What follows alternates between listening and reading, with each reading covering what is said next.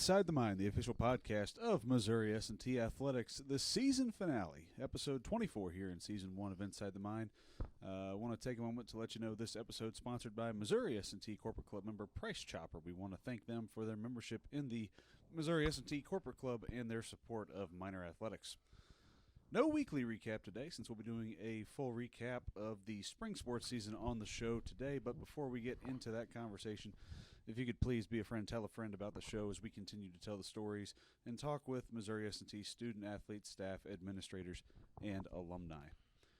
Joining me as always for these seasonal recaps, 2021 Coast Side Hall of Famer and the Sports Information Director here at Missouri S&T, John Kean. John, thanks for taking a break from whatever you're working on over there at your desk to help record this final episode of the year. I know now that we're finally done, we can actually start dedicating a little bit more of our time to our summer projects and everything else we got going.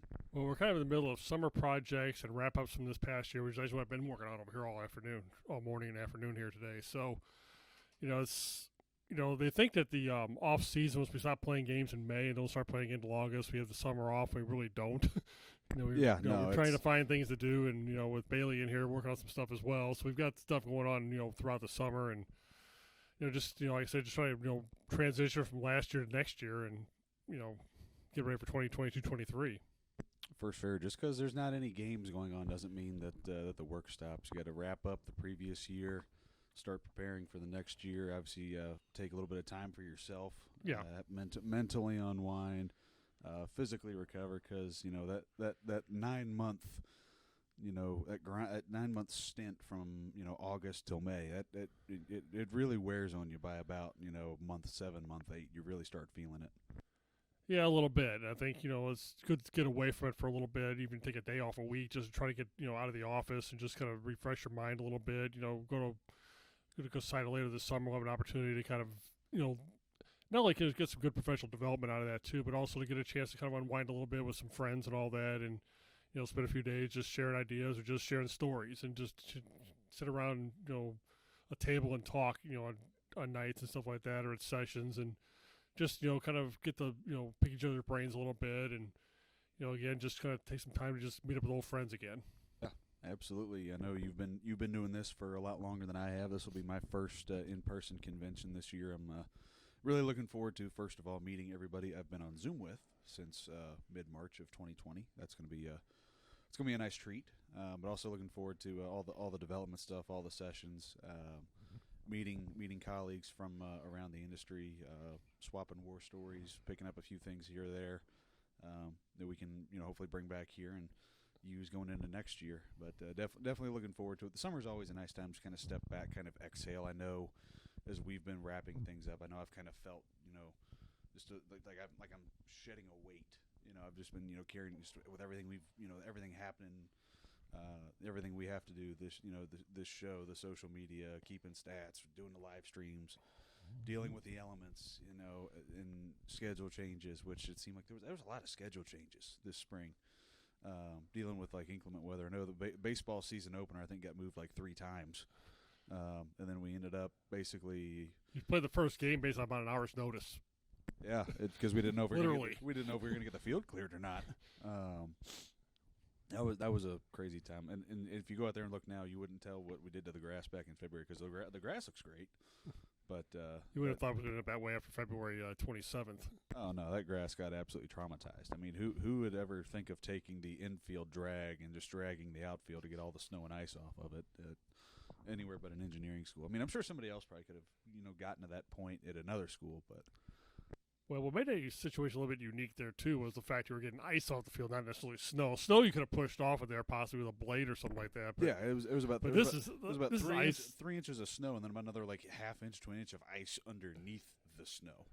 And it's obviously sticking to the grass and the ground and all that, so you're obviously pulling up grass when you're doing it. And obviously, when you look on those snow piles you had outside the field there, there's a lot of grass mixed in with it too. There was a lot of slurry mixed in. Even when that stuff started melting, when it warmed back up, we had just nice piles of grass just along the fence line at soccer, along the fence line at baseball. But we'll get to talking baseball here soon enough. But we're going to go ahead and jump into the spring sports recap. We'll go ahead and start with golf. I think that was probably the first, in-season spring sport to get back going. They finished up competition this spring. The second half of their 2021-2022 campaign had 5 events they competed in. They posted 3 top 5 finishes, 4 top 10 finishes. Took home first place at the Lindenwood Invitational, first out of 14 teams in a field full of GLVC competitors. That was their second event win of the season. The minor golf team closed out the fall with a win at the Northwest Oklahoma State Ranger Invitational. That's the most event wins in a season since the program restarted. They also finished 3rd at the Natural State Golf Classic, 6th at the Mule, hosted by Central Missouri, and just missed out on advancing to Sunday at the GLVC Championships for stroke play. They finished 5th at the conference meet this year.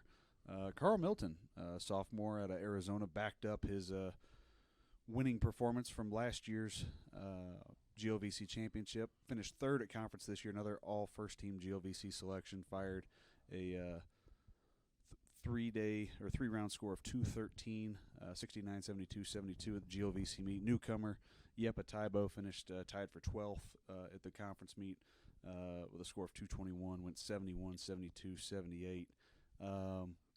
Again, another solid spring for the golf program since it's been back. A lot of things to be excited about with Carl and Yep. A couple of the older guys like Fat Ho Young, Colin Stolze doing some good things as well, along with Gustav Lilledal competing in that mix. Weekend. That was kind of the 5 every Pretty week much. this spring.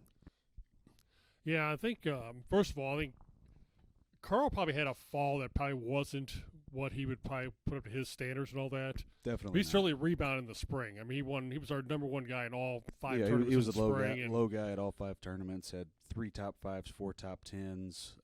He was right there in 69. contention, of course. For the medalist honor at the conference meet. There's nothing to sneeze about shooting a 213 there at that meet at all. Just got beat by someone just shot better. And he was up like he was like top 3 all the whole event. Right.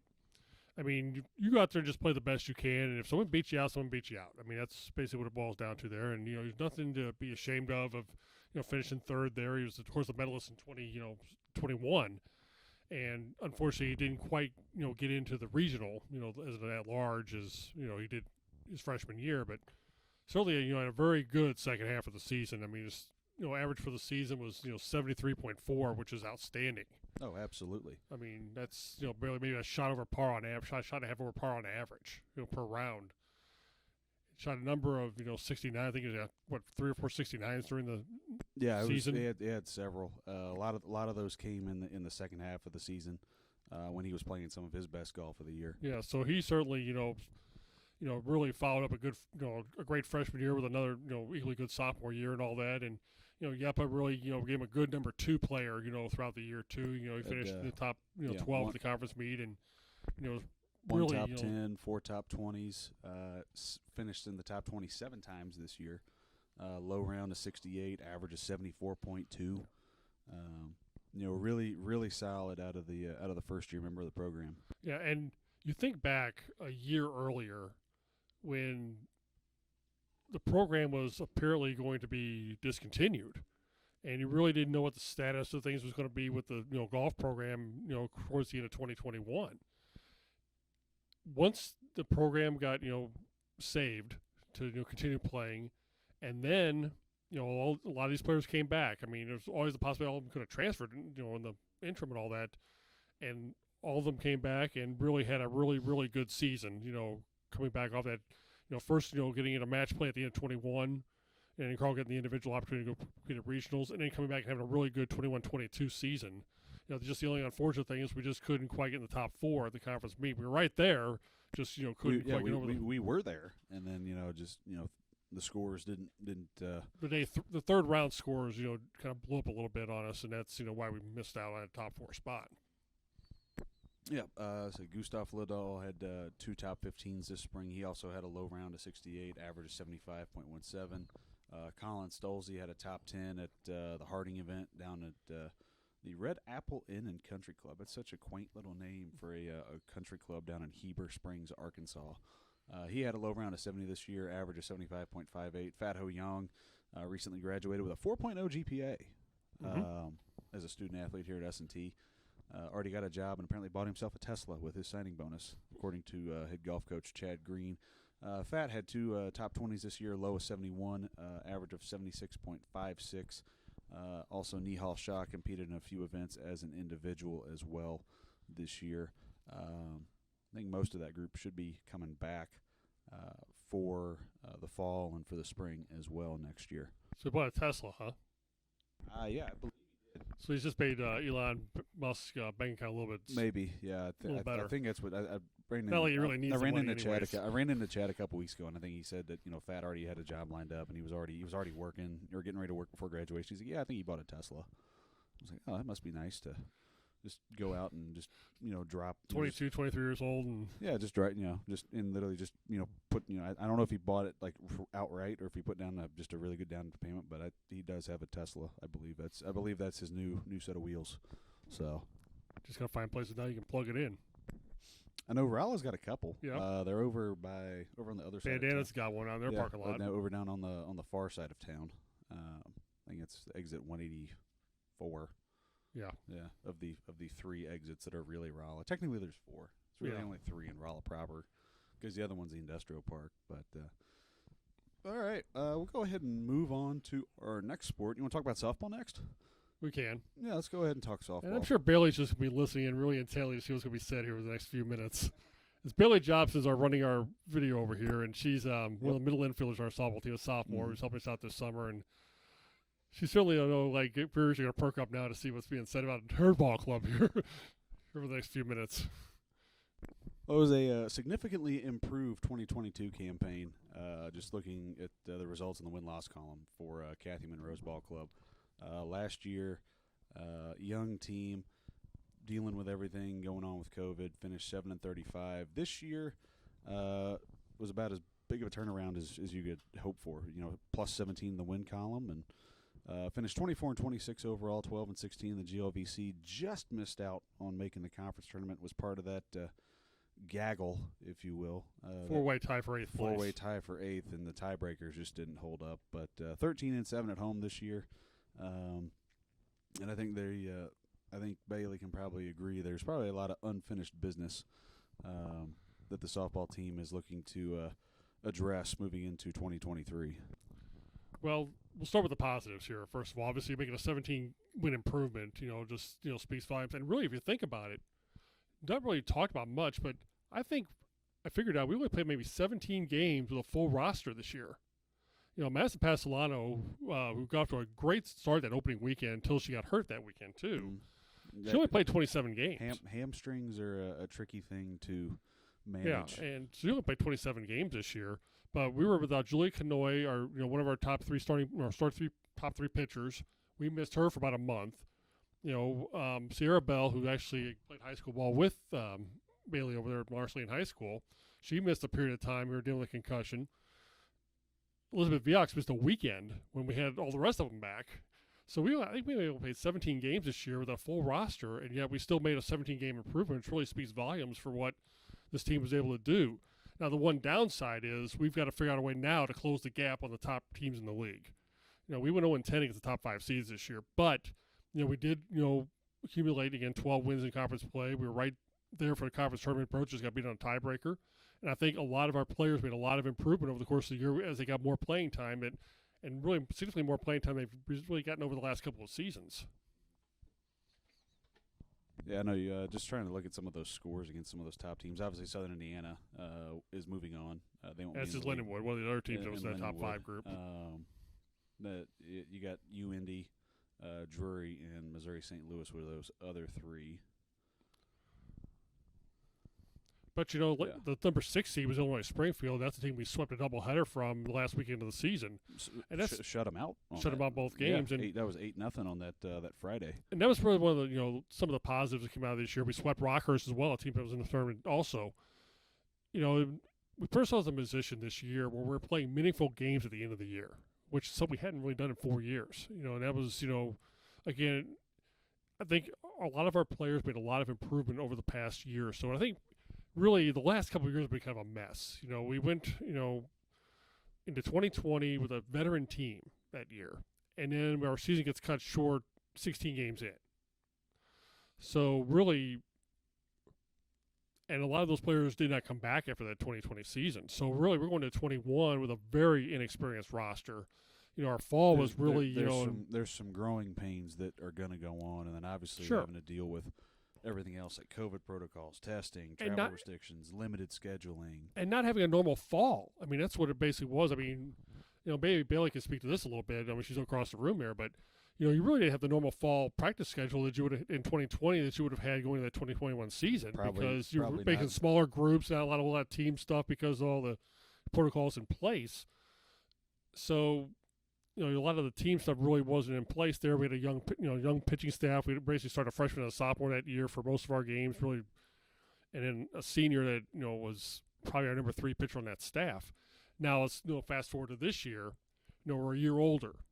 We had a normal fall. We had success in the fall. A lot of those young players got a lot of meaningful time last year, and they were able to use that to their advantage this year. Hannah Ancelatos, made a big jump this year. Probably our most consistent player from start to finish, and unfortunately didn't get any all-conference honors for that. Yeah. Which is a little bit startling as you can be, a tie for 8th place in the league and I have a single all-conference player. But, Hannah was our most consistent player from day one to the very end of the year. I'd like to have seen what Madison Pasolana could have done. She could have stayed healthy. She missed, about 5 weeks of the season this year with, the hamstring injury. And still hit 342 with a 430 slugging and a 402 on base, 7-7 on stolen base attempts. Yeah. But look at some of the others here, like, Elizabeth Viox made a big jump at, hitting-wise this season. Shannon Flowers, a lot more playing time, did a lot more. Bailey had a, much better season this year, getting an opportunity to play pretty much every day at, second base or shortstop. Chloe Saldinger played behind the plate and really, she was feeling it by the end of the season. She was really banged up by the end of the year, playing basically every day behind the plate. But, really all their numbers improved. Bryn improved in the circle, as did Charlie Rowland this year. And I would like to see what Julia could have done if she could have stayed healthy from day one. I mean, she was, she went down pretty early, and then we missed her for about a month with a couple of ailments. And once, we kind of got her in the race, we kind of saw at times what she's capable of doing. I mean, I can still remember the day we were playing Illinois Springfield out there, and she was pretty lights out. In that relief appearance that day.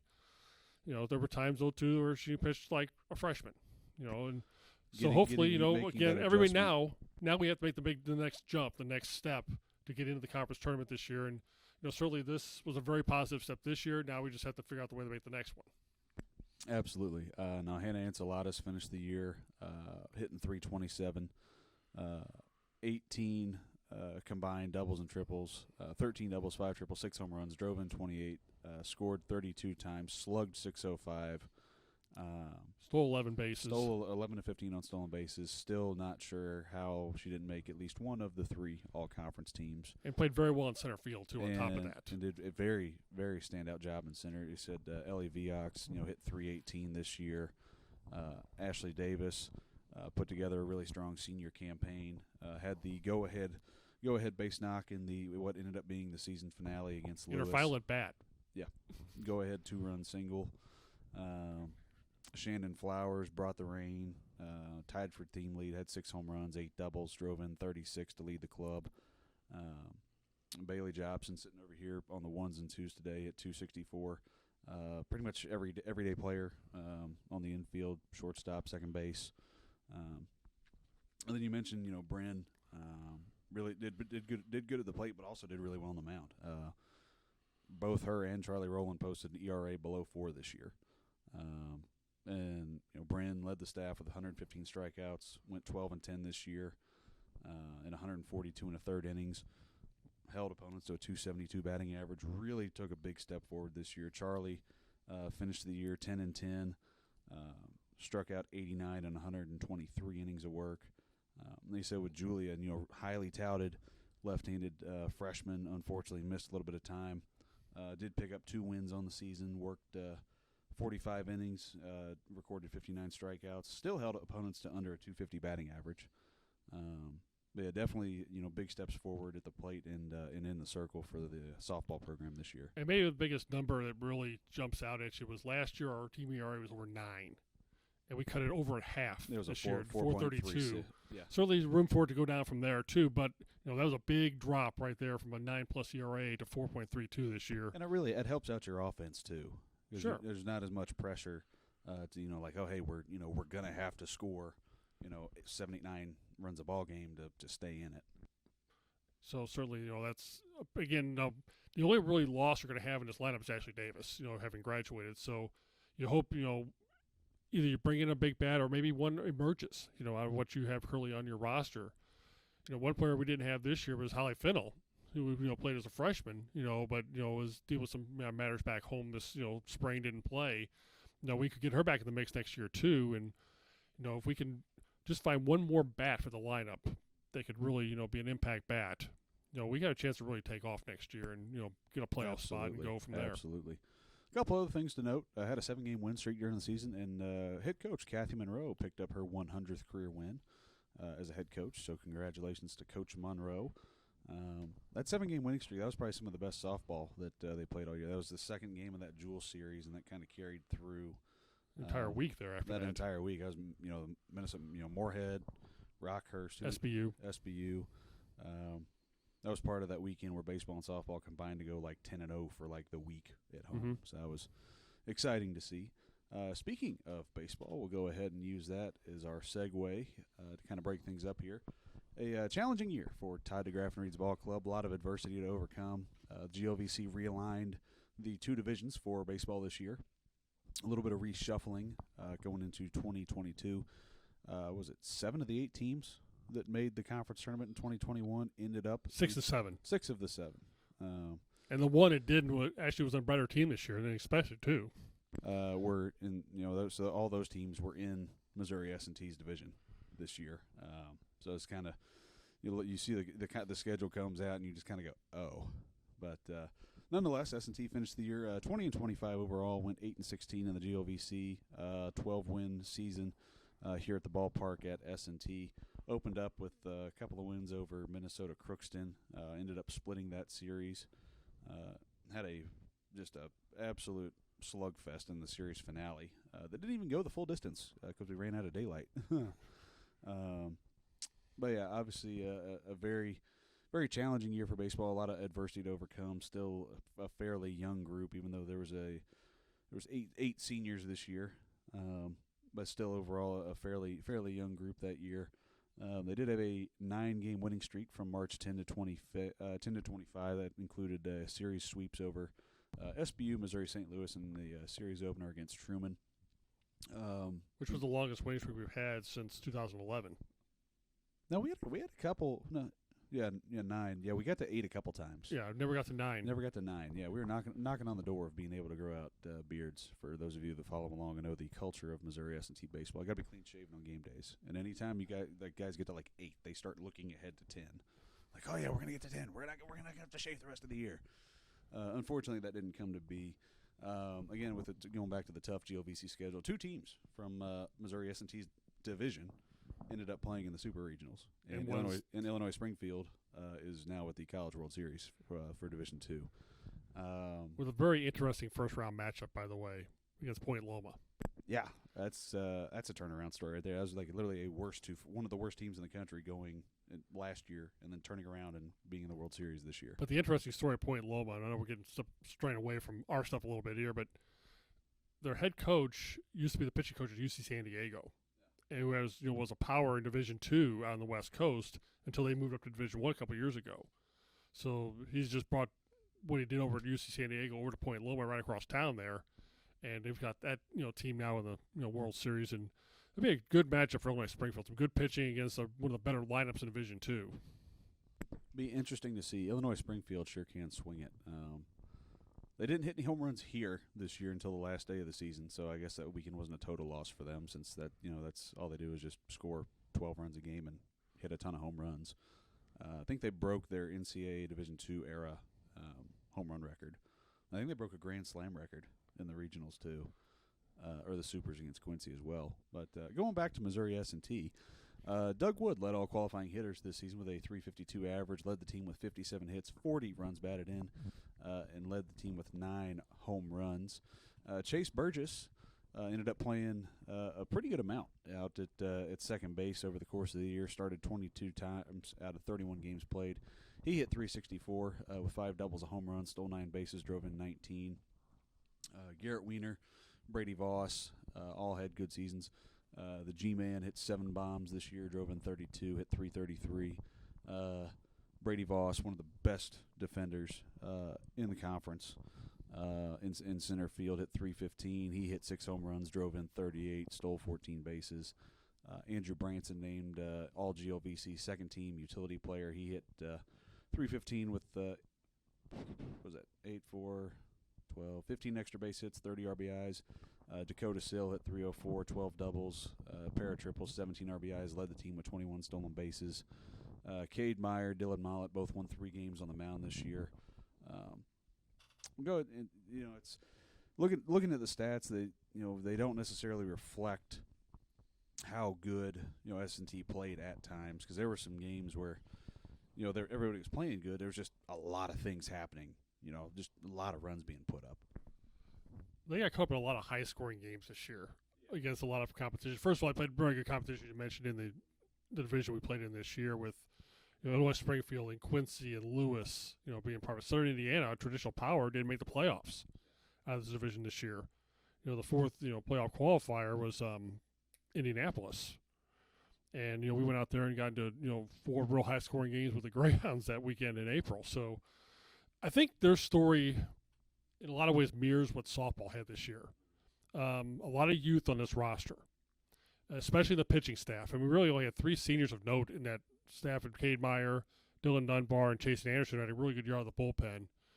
Once he kind of got his role kind of established there. Yeah, ended up making Chasen did 20 appearances. When was the last time we had a guy make 20 appearances? Well, it's been a little while. Been a couple of years, 2 or 3 years. 20 appearances for Chasen. He went 1-1 with 4 saves. Struck out 19 in the third innings to close out his career. Held opponents to a .236 batting average this season. So, and that was after a very, very rough start to the year too. And he came out absolutely. Once he really got his role established in the bullpen, he was certainly one of their better pitchers out of the bullpen. But again, you really only had those 3 seniors that saw any real significant playing time out there on the mound. Chasen didn't allow a run in his last 7 appearances. Yeah. But everybody else that really came in and pitched for him this year was basically freshmen and sophomores. There were a couple of little exceptions in there, like David Kephart, but that's about it. That opening weekend rotation against Minnesota Crookston, it was Eli Gross, Dylan Mollett, a couple sophomores, right, and then Ethan Morrow and Eston McBroom, freshmen, 2 freshmen, and it was even possibly like maybe looking at a 3rd freshman that weekend, and maybe like Kyle Ottmer or Jacob Cook possibly as well. And both of them pitched a lot, at times this year too. So really, it was a case of really kind of going through some growing pains this year a little bit with that pitching staff. But again, they had moments where they had good eyes. Ethan Morrow had one of the better outings of the year. Oh yeah, at Southern Indiana. Absolutely, he took he took a shutout into the last out of the ball game. It was that second 7-inning game that ended up getting played on Sunday because of the rain delay, in which Cole Hampton went viral on the previous day. 7 innings, 6 hits, 1 run, struck out 5, didn't walk anybody. I think he faced like 4 over the minimum in that game overall. Really, really, really good day for Ethan there. I remember seeing him in the fall. He's just, you can kind of just look at a guy and tell that they've got that it factor. I think Ethan Morrow is going to be one of those guys moving ahead. It's really going to play a big role in the pitching staff. And, he finished 2-2 this year, struck out 36 in 42 innings. I believe he was 2nd on the team in strikeouts as a freshman. And he held opponents to a .290 batting average. And started 9 of the 11 games he appeared in this year. And this team, could possibly finish a little closer to 500 this year. We now lost a weekend series, Wisconsin Parkside, for instance. Yeah, where we could have lost, 4-game series right there when we didn't play that, set up there in Kenosha. But even the everyday lineup, a lot of that group's going to be back next year too. So I mean, certainly it wasn't quite as youthful as the pitching staff was. But, a lot of them got, more significant playing time this year, and I think it really showed. Chase Burgess got more time at second base. Garrett Weiner kind of, worked his way into a role at first base. Into that first base role. Tommy Reether was a newcomer. Very welcome addition to the ball club. He'll still have 2 years left after this year. And Brady Voss kind of turned into maybe that clutch hitter, that, we've been kind of lacking a little bit the last year or so. and he came up and he got so many big hits in key spots late in games. Or he was that guy that if you needed a big at bat, like even if he didn't get a hit out of it, like I think the at bat of the year that stands out is that like I think it was almost a 12 pitch at bat at Southwest Baptist in the second game. We were down, and he got down 0-2, and then he just kept fouling pitches off, taking pitches, fouling pitches off, taking pitches, and then he hit a 2-run double that ended up resulting in a 6 spot that inning. Yeah. And then he got a big hit late in the game at Southern Indiana that got us into extra innings. Unfortunately, we lost that game there, but he worked in the bat there to to get an opportunity and got a big double to tie the ball game. And another player, obviously, Doug Wood had a terrific year at shortstop this year at the plate. Absolutely. Really showed some power we haven't seen out of Doug really in his first 3 seasons. Hit 9 home runs this year. No, the swing's always been there. He takes big swings when he can hit them when he wants to. But finally was able to make more connections to put did balls. A lot of his damage that weekend at Indianapolis. The last 2 games of that series, he went 9 for 10 with 2 home runs and 5 RBIs. Yeah. And on the last day of that doubleheader, and he hit 4 bombs in that series. 1, 2. I think 3. Yeah, hit 3 in that series. Yeah.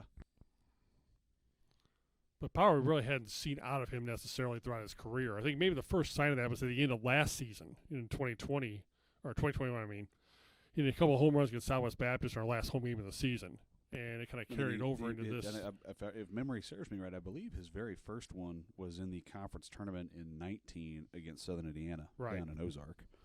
Yeah, I remember that one. That was when I was still here as a student. Right.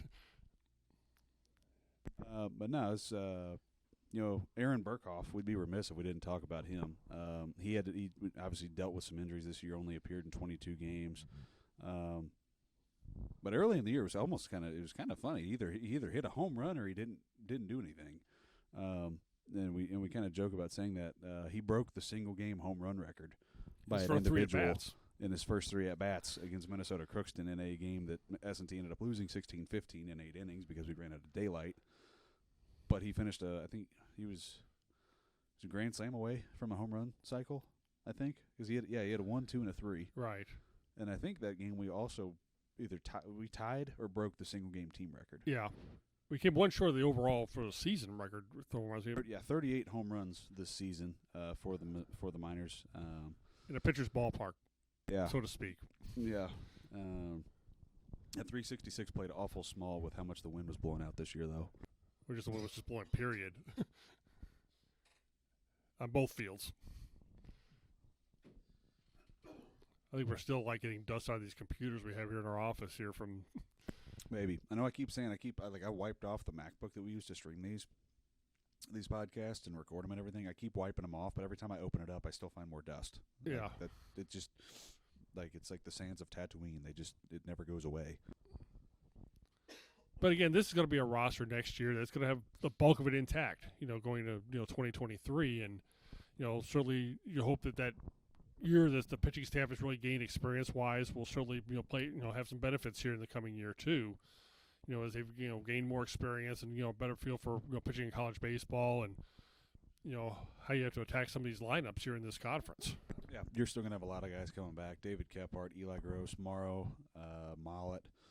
Got off to a really hot start this season. Kind of cooled off as the year went on. Ben Belgrave will be back next year. Nate Wadka.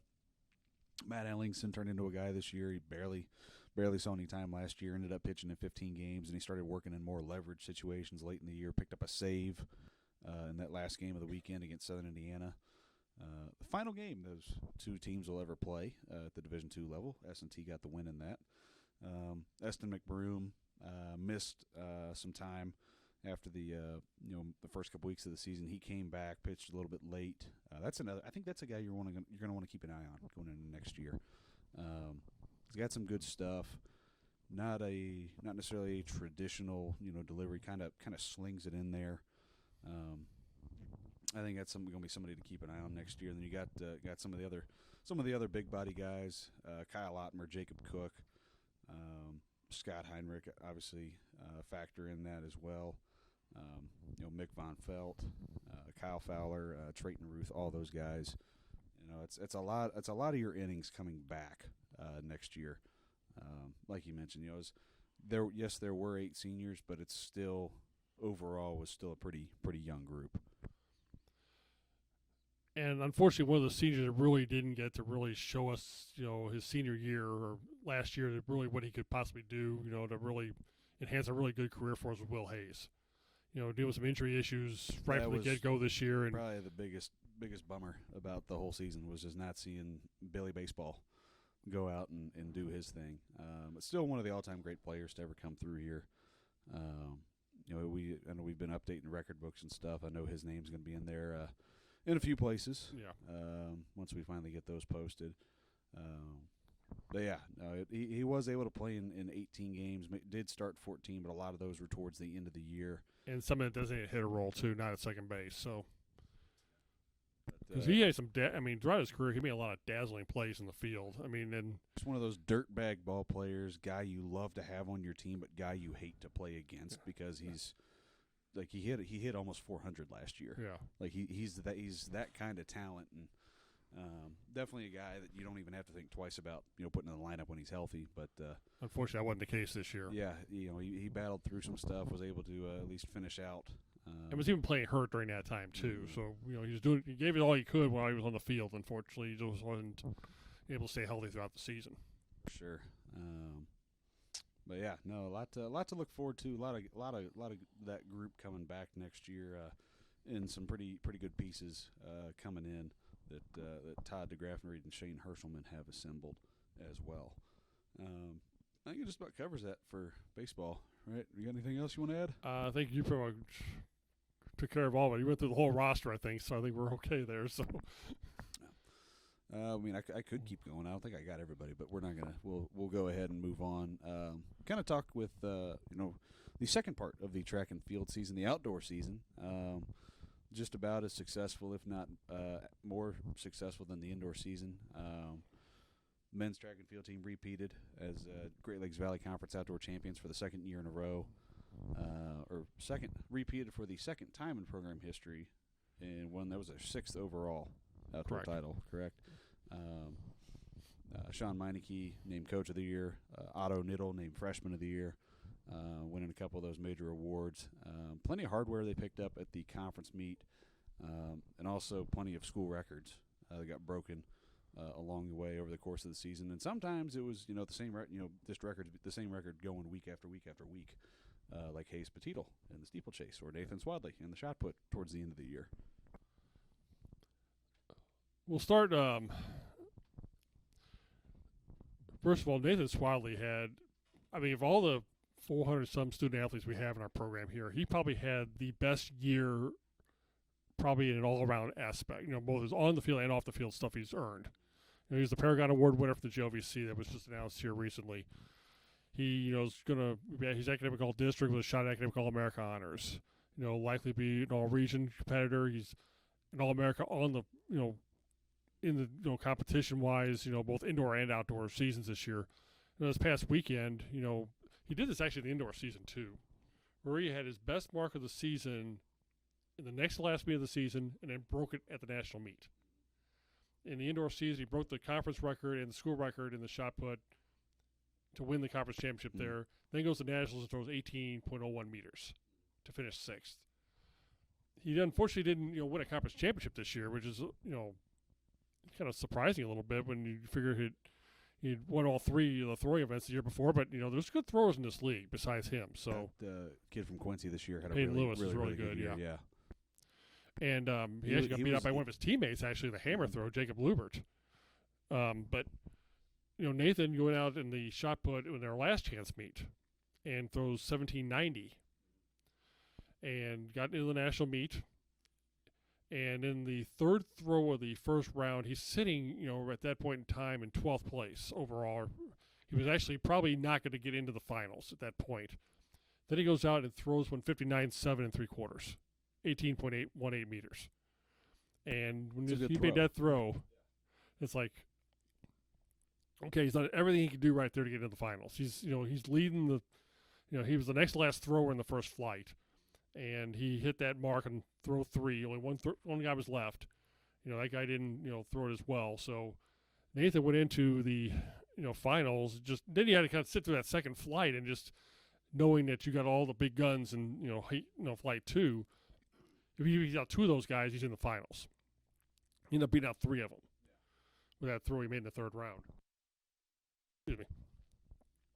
And then you still got to go through 3 more throws. Well, everybody in the field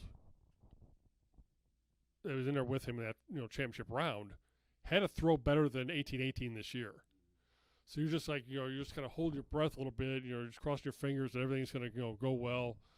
I mean, Nathan's gone well beyond his personal previous best, like 0. Like almost a quarter of a meter at that point. Just breaking his own record week after week after week after basically sweeping the shot put during the regular season. So he's 7th going into the finals. And fortunately, the 9th place thrower, Zacharias Stickler from Northwood, fouled all 3 of his throws, which guaranteed him the All-America spot right there. And then the other competitor came out of the first flight with him, a guy by the name of Martin Nauer of Queens University of North Carolina. Didn't have a throw as good. Recently announced heading to D1. Correct. One of the A-Sun. So Nathan was able to secure his 7th place spot there. His last throw, he actually was his second best throw of the competition, just short of his previous school record at 17.87. So congratulations to Nathan on a terrific year. But he wasn't alone in having a great year for our track and field team. We had 2 others on the men's side and 1 of the women that made it to the national meet. Jarrett Johnson and Jake Anderson both competed at nationals. 14th and 15th place finishes for those 2 of them. And then Anne-Marie Tyson went for the women's side. Unfortunately, she didn't clear her height in the competition. She passed on the opening height, which they always start higher with the national meet. Yeah. Then she went to the second height and didn't clear the bar. That's always tough when it's you get. I know it's important to always just get 1, but when you got to get the one you got to get is higher than what your normal starting one is. It's it's kind of tough to get into that rhythm. Yeah. So but she still had a good year. She came very close to the school record this season. She was a 2nd place finisher indoors and finished 5th outdoors this year in high jump competition. But we had other conference champions too, and track and field on the men's side too. Mitch Fairless won the high jump for the 2nd year in a row. Joseph Nickel won the pole vault, competition at the meet. Hayes Petito, repeated as the steeplechase champion, and as you mentioned, broke his school record first at the Drake relays and then did it at the conference meet. Did it like 3 weeks in a row, right? 2 weeks in a row. 2 weeks in a row. Yeah. And he won the race at the conference meet much the same way he won last year, where basically you got through the water jump, you have a couple hurdles left, and he beat him out in the last, basically 150 yards of the race. I mean, that's, or 150 meters. We're playing track here as meters. But basically out of the water jump is where he won and the last lap is where he won the race. 20 meters, feet, that's pretty interchangeable. They're both about, 9 feet-ish, give or take. Yeah. So, very good season for him. Unfortunately, he didn't get a national bid out of that. He was, hit a provisional mark, but just didn't, quite finish high enough in the overall rankings to get into the national meet this year. But still a very good season for him as well, winning a conference championship for the 2nd year in a row. And, as a team, we won 6, conference titles in 2021 when we won the conference meet. We actually scored more points this time, 1.5 points more than we did a year ago with 4 champions, but we had a lot of seconds and thirds. And that's, really, and like I said, Nathan didn't win a conference championship, but he finished 2nd and 3rd in all the other events. So a lot of scoring events, or a lot of point scoring efforts at that conference meet really kind of helped secure that 6th outdoor team championship. And that's where depth really comes in right there. You're able to score in a lot of stuff, especially score high in a lot of stuff. Yeah, we had a second place runner in the 400 hurdles, 2nd place finisher in the 100-meter hurdles. So we were 110 hurdles. Jared Johnson finished second in the javelin throw. 2nd and 3rd in the decathlon. 1, 3 in all the throwing events, 2, 3. Yeah, so you're right there. You're piling up points right there, and that's where you end up with 106.5 points. And our women had a good meet there too at the conference meet this year as well. We finished 8th, but we had some good performances there. Jessica Rose finished 2nd in the hammer throw. Really had a good finish to her career right there. And I think I'm talking about the throws a little bit here. I think it's probably worth giving a shout out to Gary Hammock, volunteer assistant who works with the throwers, and the job he's really done with the throwers the time he's worked with our program and all that. And you've seen the results. Obviously, he's got Nathan as an All-American here, and twice this year. Jacob Luber's a conference champion in the Garrett Miller here was a conference champion. Jessica Rhodes, set a school record in the hammer throw and finished second this year. They got another couple throwers, sitting in the wings right now that are certainly making a lot of improvement over the past year, and certainly they could take that next step too. Get a record in the indoor and outdoor season as well. I'm trying to remember if she had the indoor or not. Because I remember I got sent a video. The weight throw. I remember there was an indoor event that I got sent a video of. I think it was at the Principia meet. It might have been a weight throw. Might have been a weight throw event that she set a school record in for that. I can verify that here in one moment. Yeah, because I remember I got sent a video by Sean Meineke to post on Twitter for that. Yeah, it was the weight throws which she set the school record in back in the indoor season. So certainly, some good performances there for that squad as well, and they, finished 8th this year in the conference meet. Maya Washington, had a really good year, got a provisional mark, set the school record in the couple of 100-meter dash. 2 sub-12 times. And it had a third one, actually, in the last chance meet, too. So, really, finished her career on a high note. And again, Anne-Marie Tyson making nationals this year in the high jump, and just barely off the school record, the outdoor school record, this year, 1.72 meters. For sure. Definitely again more solid performances out of the S&T track program, but that's nothing less than what we've come to expect. Just with the history of the program, and when Sean Meineke took over, it was just kind of keeping things at least at the level they were, and taking that next step to continue to develop and continue to compete and be one of the top programs year in and year out in the GLVC. And certainly the future looks really, really bright on both sides. And I'll just talk about the men just for an example. We've had some good young competitors. Like really kind of Otto, mentioned freshman of the year. Samuel Schmidt, looks like a guy who could really be an impact performer in the sprints. We have a freshman coming in by the name of Owen Frazier, and Jacob Lubert, came out and won a conference championship this year. But we have a guy named Owen Frazier who competed at Kirksville High School. He just won the discus throw at the state Class 4 meet over the weekend. In fact, when I was up at the GLVC Awards reception the other night when Nathan was announced as the winner of the Paragon Award, and was talking with Jerry Wolmering, the director of athletics at Truman State, and he basically talked about, you guys got a really good one coming in. So obviously they know we've got a pretty good thing going right now here in track and field. Absolutely. I was just kind of looking back at the year as a whole. This is my first full-time year doing this, third year overall doing this. You've been doing this for 30 plus now. Looking back, just kind of what are your thoughts on the year that was this year? Our director of athletics, Melissa Ringhausen, brought this up here at in a recent staff meeting, Zoom call, that I think all but maybe 2 of our teams had performances this year that were, at the very least, as good, if not better, than the previous year. I think it was like 14 out of 17. Something like that, yeah. Because you split track and field with indoor-outdoor. Yeah. But our performances were really better across the board, for most of our sports this year. And I think if you just kind of look at the makeup of our teams right now, there's going to be some transition with a couple of teams this year with, some spots we got to fill, for instance, like football, for instance. We'll have to fill a lot of, key spots there, like a quarterback and, some of our, top guys in the secondary, for instance, and wide receiver. We're going to have to fill some roles there, obviously, but to see how it all plays out in 22. But, by and large, this year was, certainly not only on the field, but even off the field, too. I think you start to see more excitement now with our students in town. I know. Getting more, into our games and all that. I think the softball kids appreciate all the support they got during the season from a lot of our students that came to games. And they were very, vocal and very, into the games and, certainly very supportive of our, players' efforts. I remember when I was, during my time as a student here, it was a big night if you got like 50 students to show up, and I think the night that happened, it was like international night for like basketball, and that was just because everybody's friends and family would show up, but like student attendance here has always been something that has been a challenge just because the nature of the school we go to.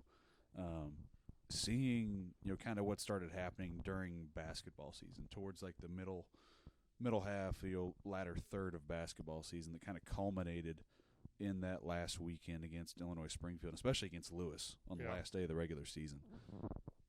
That is probably the loudest, biggest crowd of students I've ever seen in now my 7 years here at S&T, and I bet that's probably one of the bigger crowds outside of a couple events like first volleyball match or something. It's been a while since we've had crowds like that. I'd say you have to go back. We had some good crowds in the mid-2000s. We had some good teams. We had some decent crowds like in 2014. We had some pretty good teams then. The women, our 08 team drew a really, really big student crowd the night we played our conference tournament game in here that year. Our 96 team that went to the NCAA tournament and went to the Sweet 16. We drew big crowds every night that year, to the point where we were filling the gym up, the entire gym up by the end of the season. So it's been a while since we've had that kind of enthusiasm with the program, and certainly I think it's something to look forward to here in the coming year. Absolutely. And again, I want to give a shout out to our friends over at the sports show at KMNR. I think they really played a really big role in helping getting the students involved, having a student-run sports show, obviously talking, everything sports, but specifically trying to help grow Missouri S&T sports, get more students involved that aren't athletes, but also, just getting everybody, whether they're a student athlete, a non-student athlete, just getting more people involved and getting people out to games. Because I truly believe that at least once or twice in your time here or anywhere as a college student, you need to go to at least one of every sporting event just to see what it's like. Get it, it's, if nothing else, it gets you out of your dorm room and away from your Steele's homework or whatever. Like, go out, see a game. It's free. Here it is, yeah. It's free. All you need is a student ID. And but yeah, no, it's definitely a lot of positive energy this year. As far as fans in the stands. Excited about what the future holds in that department. I think we're going to have some news coming out about that later this summer. So stay tuned for that for sure. I would say one other game, though, that was just as loud as the Lewis game was the Southwest Baptist game when we beat them in here in January. Maybe it just seemed louder because they're all sitting right behind us that night. Yeah, I think I might have been. Yeah. That's kind of where we really all got rolling there at that point. That night we played SBU in here. That was the night their coach got mad. They were sitting behind his bench, right? Yeah. Yeah, that's why we had to move them. That's right. I'm at this point in the year, all those events run together. You're asking me to think about a basketball game in January, and here we are, the 1st of June. But that was really the night where things really kind of got rolling down the hill a little bit there with getting our student involvement, because we had a decent crowd the next time. You can go back through the photo gallery online, and you can see you can see the evolution of the crowd from like that SBU game to like the McKendree game to like the Truman game, and then like it kept building until the last day of the regular season. There was an entire section of the stands and started to overflow into another section. Yeah, that was packed out, which was just incredible to see. The energy in there was just absolutely next level. So definitely excited to see what that holds for next year. We got some things we're going to try to work on. Mm-hmm. Got some ideas that we're going to try to incorporate and keep good going for next year. But yeah, no, it's been a crazy year. It doesn't seem like it's been 9 months already. I know I started back here September 1st, and like my third day of work was like, hey, welcome back to Raleigh. You got a 2-day 10-match volleyball tournament. Have at it. But no, it's been a fun year. I think we were able to do a lot of really cool stuff. Obviously, this show was part of it. We did have the coaches show at Hoppers in the fall. I definitely, that was a good. I don't want to say that was necessarily a trial run, but it was still, kind of the precursor to this show. And obviously, thank you to everybody that's come on this show, coaches, alumni, student athletes, staff. I think season 1 of the show has been pretty good so far. What do you think? Well, let's get ready for season 2 then. We'll have to take a little break from it. We'll have a couple of additions during the summer. We have a new swimming coach, Danny Murphy, will come in here at some point this summer. See if we can't drop one or two over the summer, but we'll be back on a regular basis, probably starting around the first. Maybe not necessarily the 1st of August, but like first full week of August, back in the fall when people start getting back here. We do some season previews and meet more of our student athletes and all that, and kind of hear their stories. Because they all have good stories to tell. Definitely share those stories with our audience. Oh yeah, standout group here at S&T. Everywhere it's a standout group, but I think definitely it definitely takes a special kind of individual to be a student athlete here at Missouri S&T. But no, it's been fun. We've been able to do a lot of really neat things this year. In the department with this show, some of the stuff we've been able to do on social media. I know I've heard from coaches, from student athletes, from parents, from alumni. There's a like you mentioned, there's a level of excitement building that hasn't necessarily been here in a while. Not just at games, but following along in the electronic realm as well. I was running the numbers this morning since we finally rolled over to June, and we're finally officially done with the season after the outdoor track and field championships this year. But we generated department wide over 6.75 million impressions on Twitter this year, and we have the 3rd highest main account following in the GLVC on Twitter at minor sports. So that's thank you to everybody for following along with us this year. It's been a fun ride, and hopefully you've all enjoyed being along for it with us. Well, the first week of school, we have home events. It's going to be right here before you know it. It's August the 26th is our first home event here in Rolla. It'll be a men's soccer match, and then we have a women's and men's soccer doubleheader on that Sunday after that. So we'll be right back at it as soon as school starts again. Oh yeah, we're gonna hit the ground running. Wouldn't have it any other way.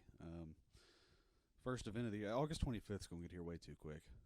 Yeah, that's a neutral site day. But our next day we have a home men's game. I still gotta go to St. Louis. Yeah. So or wherever that game's. Do we know where that game's playing? St. Louis. Play at Maryville, I believe. Maryville. Okay. Against the defending national champions. That's what Grand Valley does. I think they might be the next ones to move up to D1, but we'll see. They've heard that for years, though. You hear that for years, yeah. John, any final closing thoughts before we get this wrapped up? Well, certainly you kind of touched on it a little bit already, but certainly want to thank everybody for following our programs this year, and for listening in on the podcast throughout the course of the second semester. We've had pretty much since January, and certainly looking forward to what 2022-23 brings to us. Absolutely. We'll just go ahead and kind of get this one wrapped up. Again, want to let you know this episode of Inside the Mind presented by Price Chopper. Thank you all for taking time out of your day to spend a little bit with us. Thank you all for taking time all throughout the spring to listen along or watch along wherever you may follow this show. We appreciate your support. Without you, we wouldn't be able to continue doing what we do with this program, telling the amazing stories of our student athletes, staff, alumni, and more. If you've missed any previous episodes, you can find those archived at minorathletics.com. Check for the Fan Zone tab. Look for the Inside the Mind podcasts. All previous episodes are archived there, along with links to all the platforms where the show is available, including YouTube, Spotify, Google Podcasts, TuneIn, and Deezer. Again, thank you all for taking time to listen. We appreciate your support. Thank you all for following along with us throughout the course of the year. Thank you to our student athletes for everything they do. Thank you to our athletic trainers, along with all of our support staff, everybody that plays a part in Missouri S&T athletics and makes it what it is. Thank you to the fans. Thank you to the students. Thank you to everybody for making the 2021-2022 year what it was. For all of our graduating seniors, congratulations to you on completing your time here at Missouri S&T. We wish you many happy returns and all the best in your future endeavors. Be sure to stay in touch with us. We'd love to hear what you're doing. If there's any alums that want to come on the show, we'd be more than happy to have you. We had a couple of baseball alumni stop by back earlier in the spring.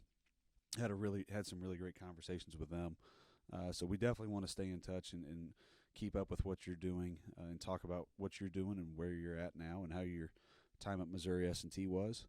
But thank you again, just to everybody. It was a great year. We appreciate the support as always. Thank you all for taking time to listen. And until next time, cheers and go Miners.